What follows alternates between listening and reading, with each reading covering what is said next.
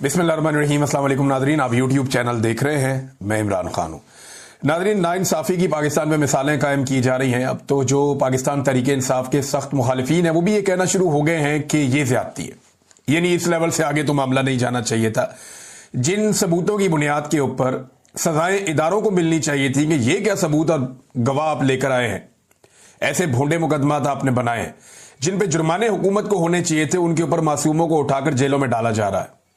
ये एक एक लम्हे की सजा का हिसाब देना पड़ेगा। ये जो लोग आज खुदा बने हुए या फिरौन बने हुए ना, जो उठा के इंसानों को कत्ल कर देते हैं, जेलों में डाल देते हैं, जबरी तौर पे लापता कर देते हैं, इन तमाम लोगों को आखिरत भूल गई है। इन्हें इस बात का आइडिया है कि एक एक आदमी के साथ होने वाले एक एक जबर का इन्हें हिसाब देना पड़ेगा। जब इनके हाथ भी बोलेंगे, पांव भी बोलेंगी और जबानें भी इनके खिलाफ गवाही देंगी, तो फिर ये क्या करेंगे रब के हुजूर।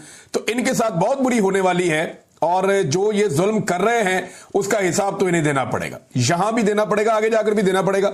बहरहाल ये सबूत तो बहुत ही फारिग नौइयत के थे, लेकिन यास्मीन राशिद जैसी खातून को, जिन्होंने हमेशा बड़े दिल का मुजाहरा किया, जिन्होंने बुरे हालात में नवाज शरीफ को अस्पताल पहुंचाया, पूरी फैमिली को फैसिलिटेट किया, और नवाज शरीफ उन्हीं के दौर में पाकिस्तान से निकलकर बाहर चला गया झूठे अपने मेडिकल्स बना के, और उस खातून के साथ जुल्म इसलिए किया जा रहा है कि वो खातून नवाज शरीफ को इलेक्शन हरवा चुकी जेल में बैठ के, उसने नवाज शरीफ को शिकस्त दी जेल में बैठ के, और वो कैंसर की पेशेंट है, 70 साल से ज्यादा उनकी उम्र है, लेकिन बहादुरी की मिसाल कायम कर दी इन लोगों ने। इमरान खान के साथियों ने बहादुरी की वाकई मिसालें कायम कर दी हैं और अवाम ने भी बहादुरी की मिसालें कायम कर दी हैं, रेजिलियंस की मिसालें कायम कर दी हैं। वरना किसी पॉलिटिकल पार्टी को इतना दीवार के साथ लगाया जाए तो उसका बेड़ा ही गर्क हो जाता है, उसके पल्ले ही कख नहीं बचता। लेकिन इमरान खान साहब और उनकी पार्टी के लोग जो है वो डट कर खड़े हुए हैं। लीडरशिप में लोग बहुत सारे कंप्रोमाइज हो जाते हैं, डर जाते हैं, परेशान हो जाते हैं, सबकी अपनी अपनी मजबूरियां हैं। और मैं ये नहीं कहता कि ये लोग कसूरवार हैं भाई। जब रियासत का डंडा चलता है या गैर कानूनी गैर आईनी हथकंडे इस्तेमाल किए जाते हैं, जब बंदूक से बात की जाती है जुबान की बजाय, तो सारे लोग उसका मुकाबला नहीं करते। ये सियासी लोग हैं, ये कोई जंगजू थोड़ी है जो मैदान जंग से उठकर आए हुए और यहां पे जंग लड़ेंगे। ये टीटीपी थोड़ी है या कोई और इस तरह की तहरीक थोड़ी है, ये तो सियासी लोग हैं।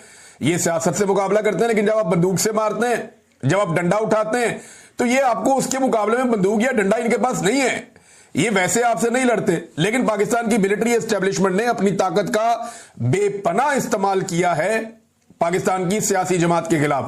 पहले भी करते रहे हैं, लेकिन इस मर्तबा पाकिस्तान तहरीक इंसाफ के खिलाफ इन्होंने अपनी सारी हदें पार कर दी हैं। नादरीन, ये अंसार अब्बासी साहब का एक ट्वीट वायरल हो गया। मैं ये ट्वीट आपको पढ़ के सुनाता हूं। ये ट्वीट इनका कुछ अरसा पहले का। अंसार अब्बासी साहब क्या फरमा रहे थे इस फैसले से पहले, ये मैं किसी वजह से आपको पढ़ के सुना रहा हूं। वो ये कहते थे इतलात हैं। इतलात कहां से आती है? मिलिट्री एस्टेब्लिशमेंट देती। इतलात है कि फौज और पुलिस के पास, यानी दोनों के पास, फौज के पास भी पुलिस के पास भी, इमरान खान के खिलाफ 9 मई के हमलों के मास्टर माइंड होने के हवाले से सबूत मौजूद हैं। 9 मई के हवाले से फौजी अदालतों में 103 मुल्जिमान के खिलाफ मुकदमात तकरीबन मुकम्मल हो चुके हैं। इनमें 90% पर जराइम साबित हो चुके हैं। जैसे ही सुप्रीम कोर्ट इजाजत देगी, फौजी अदालतों के फैसले जारी कर दिए जाएंगे। फैसलों के बाद मुबैना मास्टर माइंड के गिर्द घेरा तंग किया जाएगा। कोशिश है कि इन वाकयात में शामिल अफराद को निशाना इबरत बनाया जाए। अंसार अब्बासी, फौज और पुलिस के पास सबूत है, अंसार अब्बासी साहब ने दावा किया था।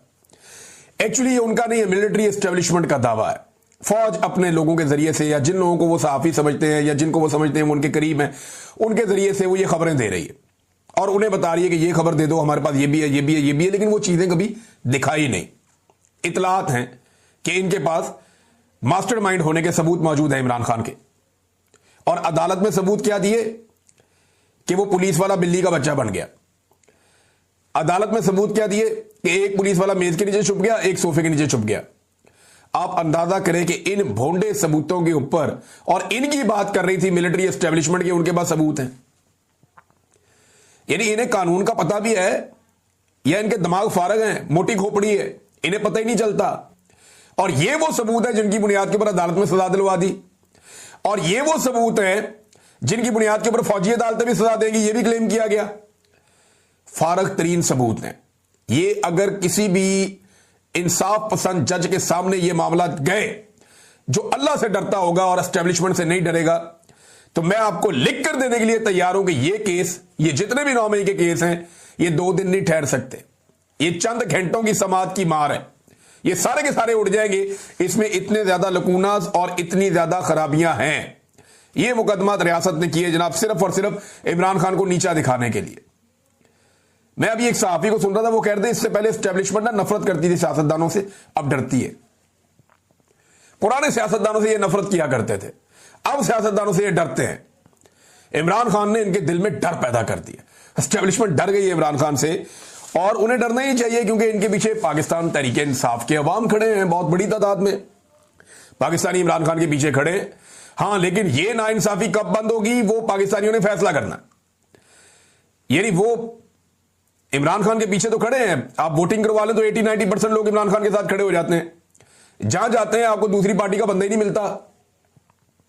लोग इमरान खान को वाहिद ऑप्शन के तौर पे देख रहे हैं, लेकिन क्या वो लोग संजीदगी से अपनी फिजिकल एफर्ट कर रहे हैं? तो अभी तक नहीं कर रहे। जिस वक्त ये लोग बाहर आए और उन्होंने मामला अपने हाथ में ले लिए, इनकलाब पूरी दुनिया में आता है, मुस्लिम मुल्कों में आता रहता है, पुरअमन एहतजाज सबका हक है। जिस दिन अवाम का डंडा चलाना, ये सारी एस्टेब्लिशमेंट जो है ना, ये आपको 10 मिनट के अंदर आपको जमीन पे घुटनों के बल बैठी हुई आपको नजर आएगी। इनकी औकात ही नहीं है अवाम का सामना करने की।